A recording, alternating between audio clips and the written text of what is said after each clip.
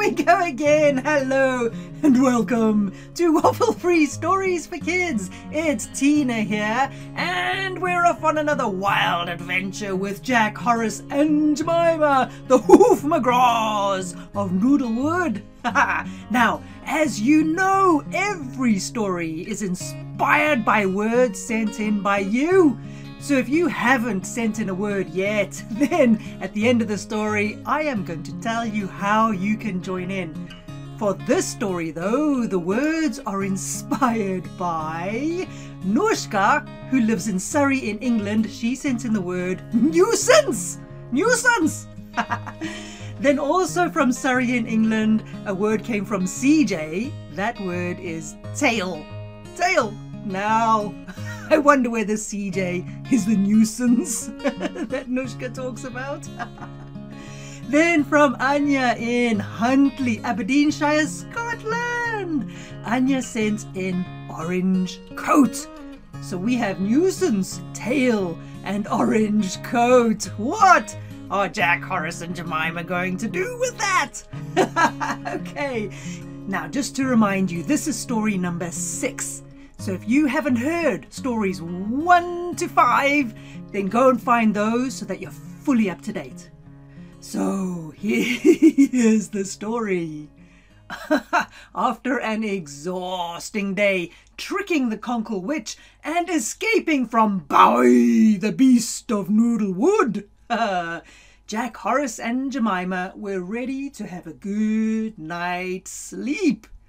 They were sure that that was all they needed to find their way home. So they found a small cave and they lit a small fire and they huddled close together and they closed their eyes and they tried to sleep. While they did that, on the other side of the forest, Bowie, the beast of Noodle Wood, also lit a fire. His fire was a bit bigger. His fire was a lot hotter. I have a nuisance, he said. Remember how we got the hiccups in the last story? I have a nuisance, he said, in my life. I want the Hoofmagraws destroyed. He prowled around the fire, hiccuping, adding a twig and hiccuping again, and then a branch and a hiccup. Bowie knew he needed help, so when the fire was good and hot, he put 3 huge pawfuls of catnip in the flames. The smell of the treat filled the air, and Bowie waited. He might be the beast of Noodle Wood, but the king of all the beasts of Noodle Wood would never be able to resist this much catnip. And sure enough, as the moon rose in the sky, a huge shadow fell over Bowie. With a tail the length of a dragon, a mood as bad as a buffalo, and a long, shaggy, bright, orange coat, Shambles ambled into the clearing and sat by the catnip fire. With another hiccup, Bowie told Shambles all about Jack, Horace and Jemima, the Hoofmagraws. Shambles grinned a toothy grin from ear to ear. He loved a Hoofmagraw for breakfast and for lunch and for dinner, and he agreed to help Bowie in exchange for all of his catnip. And so the 2 cats hatched a plan. It was a good plan. It was an excellent plan. And just before dawn, the 2 cats, one huge and the other ginormous, snuck through the forest to where Jack, Horace and Jemima were sound asleep. Jemima heard it first. He. Then Horace heard it. He. Hee, hee. Finally, Jack rolled over, landed on a thorn and woke up going, ow, ow, ow, ow, ow. Horace put a hand over Jack's mouth. Shh.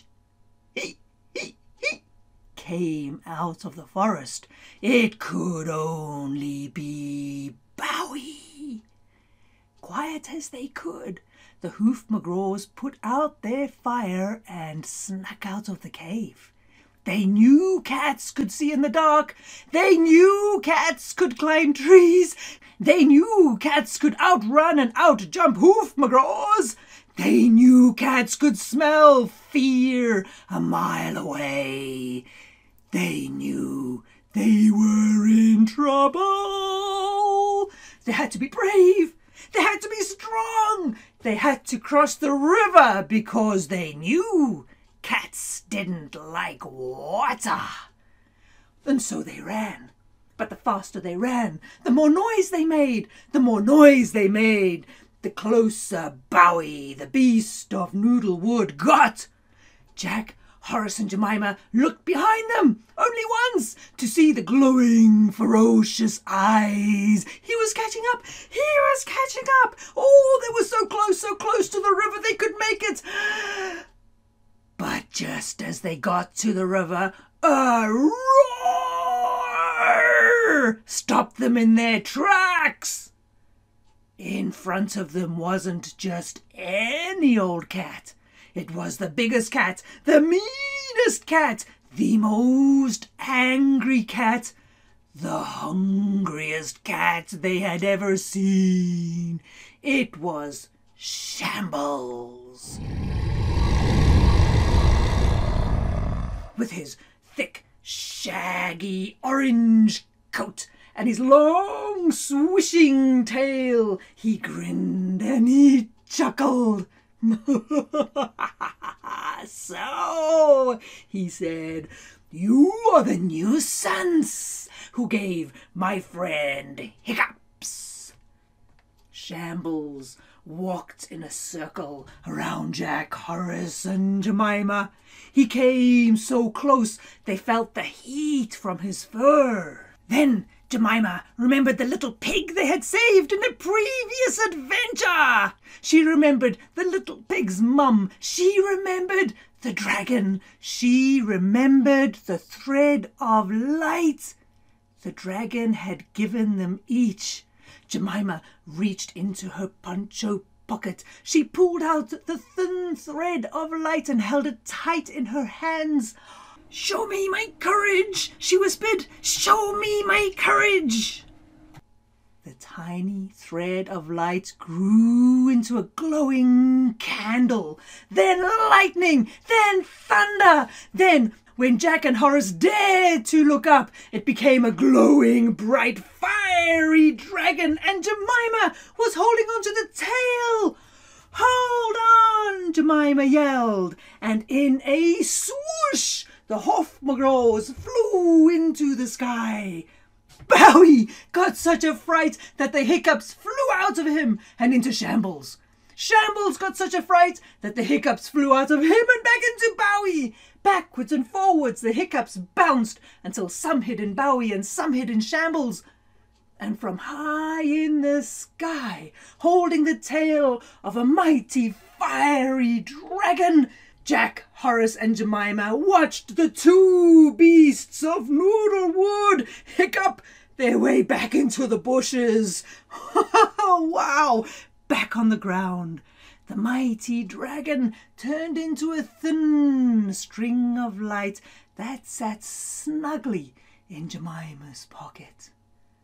Horace and Jack pulled out their threads of light and stared at it. If that's what Jemima's courage looked like, what did theirs look like? Just then, the sun came up. It was a brand new day, and Jack, Horace and Jemima were ready for anything that Bowie and Shambles, the beasts of Noodle Wood, could dish out.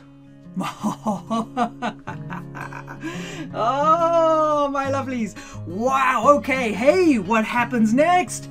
Depends on you. Oh, send me your words, send me your words. Right, this is how you join in. Go to www.tinaconstant.com. That is Tina, constant spelled with a K, KONSTANT.com. Go to that site.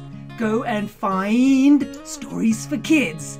On that page, there's a big orange form. Fill it in. Send me your words so that you can tell me what Jack, Horace and Jemima are doing next. Alright, go and have yourselves a splendid day. And I will see you next time with Jack, Horace and Jemima, the Hoofmagraws of Noodle Wood. Have a good one. Have a good one. Bye-bye now.